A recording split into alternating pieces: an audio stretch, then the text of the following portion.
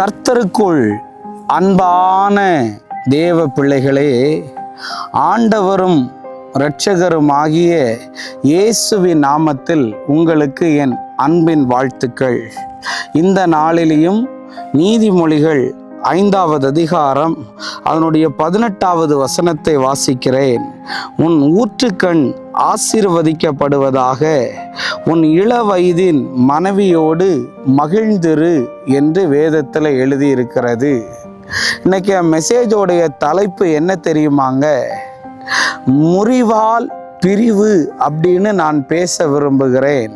வேதம் சொல்லுகிறது, உன் இள வயதின் மனைவியோடு மகிழ்ந்திரு அப்படின்னு சொல்லப்பட்டிருக்கிறது.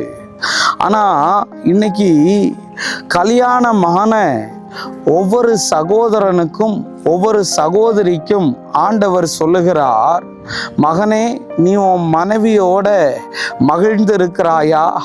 இல்லை மகளே, நீ உன் கணவனோட மகிழ்ந்திருக்கிறாயா என்று கேட்டால் அதற்கு எல்லாரும் கேள்விக்குறியேதான் வைப்பார்கள். ஆனால் அந்த கேள்விக்குரிய இயேசுவால ஆச்சரியக்குறியாய் உங்க வாழ்க்கையில மாற பண்ண முடியும். இன்னைக்கு ஏதோ அட்ஜஸ்ட் பண்ணி வாழ்ந்துகிட்டு இருக்கிறேன் பிரதர், ஏதோ நான் பொறுத்து வாழ்ந்துகிட்டு இருக்கிறேன், என் திருமண வாழ்க்கையில் எனக்கு நான் சந்தோஷமாகவே இல்லைன்னு சொல்லி இவனை பிரிஞ்சிடலாமா, இல்லாட்டி இவளை பிரிஞ்சிடலாமா அப்படின்னு சொல்லி ஒவ்வொரு பேரும் தங்களுடைய திருமண வாழ்க்கையில் ரொம்ப வேதனையோடு இருக்கிறாங்க. நிறைய பேருக்கு முறிவு வந்ததுனால இவனை விட்டு பிரிஞ்சிடலான்னு நினைக்கிறாங்க. நிறைய பேர் கணவனை பார்த்து ஐ லவ் யூன்னு சொல்ல வேண்டியவங்களெல்லாம் இன்னைக்கு கணவனை பார்த்து ஐ ஹேட் யூன்னு சொல்கிற நிலைமைக்கு ஆயிடுச்சு. மனைவியை பார்த்து கணவன் ஐ லவ் யூன்னு சொல்ல வேண்டியவன் ஐ ஹேட் யூ மை லைஃப் அப்படின்னு சொல்ல வேண்டியது ஆயிருச்சு. தேவ பிள்ளைகளே, ஊனா கோர்ட்டுக்கு போகாதீங்க, ஊனா போலீஸ் ஸ்டேஷனுக்கு போகாதீங்க, ஊனா அம்மா வீட்டுக்கு மனைவியை சொல்லி விடாதீங்க. ஒரே வீட்டில் தான் இருப்பாங்க, கணவன் ஒரு ரூமில் மனைவி ஒரு ரூமில் இருப்பாங்க. எப்போ பார்த்தாலும் சண்டை. எனக்கு இந்த திருமண வாழ்க்கை பிடிக்கலை, நான் உன்னை கட்டுனதுனால தான் என் லைஃப் இப்படி ஆயிடுச்சு, நான் என் அம்மா வீட்டில் எப்படி வாழ்ந்தேன், இனி அதை பற்றி நீ யோசிச்சிட்டோ அதை பற்றி பேசிட்டோ எந்த அர்த்தமும் இல்லை மகளே மகனே. ஒருவேளை உன் கணவன் அன்னைக்கெல்லாம் ஒரு வாலிப பெண்ணு என்கிட்ட சொல்கிறான், நல்லா தூங்குறான் பிரதர், நல்லா திங்கிறான் பிரதர். திங்கிறதோ தப்பு இல்லை, ஆனால் இதையே பொழப்பாய் வைத்து கொண்டிருந்தால் உனக்குள்ள ஏதோ ஒரு அசுத்த ஆவி இருக்குது. கல்யாணம் முடிஞ்சதுக்கு அப்புறமும் மனைவியை பக்கத்தில் வச்சுட்டே ஆபாச படம் பார்க்குறான் பிரதர் அப்படின்னு நிறைய பேர் என்கிட்ட சொல்கிறாங்க. இன்னைக்கு கல்யாணம் ஆனதுக்கு பிறகும் என் புருஷன் மற்றவங்களை பார்த்து சிரிச்சு பேசுகிறான், என்னை பார்த்தா முறைக்கிறான் பிரதர். ஒரு மாதிரி அடிமை மாதிரி நான் வாழ்ந்துக்கிட்டு இருக்கிறேன்னு ஒரு மாதிரி காயத்தினால முறிவுனால நீ கஷ்டப்பட்டுக்கிட்டு இருக்கிறையா? இதனால் பிரிஞ்சு போயிடலாம், இதனால் உடஞ்சி போயிடலாம், இதனால் வாழ்க்கை தொலைஞ்சிருச்சின்னு கவலைப்பட்டுக்கிட்டு இருக்கியா?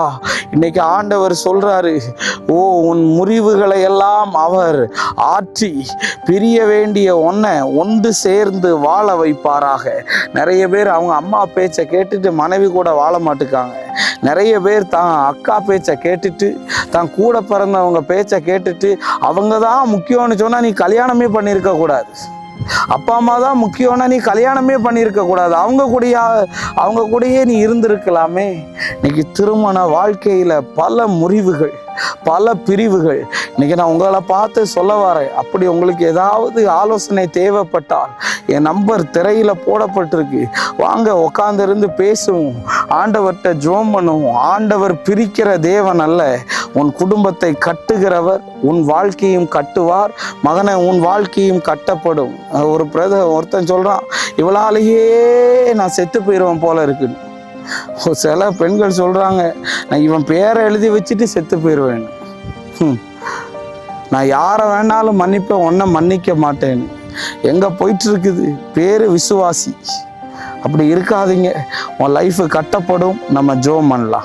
அன்பான ஆண்டவரே, இந்த நேரத்துக்காக நன்றி சொல்லுகிறேன். அன்பு பிள்ளைகளை ஆண்டவரே, யாரெல்லாம் முறிந்த உறவோடு இருக்கிறாங்களோ, யாரெல்லாம் பிரிய வேண்டும் என்று முடிவெடுத்திருக்கிறார்களோ, அந்த பிள்ளைகளுக்கெல்லாம் இந்த வார்த்தைகள் தொட்டு அந்த பிள்ளைகள் ஒன்று சேர்வார்களாக. இயேசுவின் நாமத்தில் வேண்டுகிறேன் நல்ல பிதாவே. ஆமேன், ஆமேன், ஆமேன். God bless you. கர்த்தர் உங்களை ஆசீர்வதிப்பார்.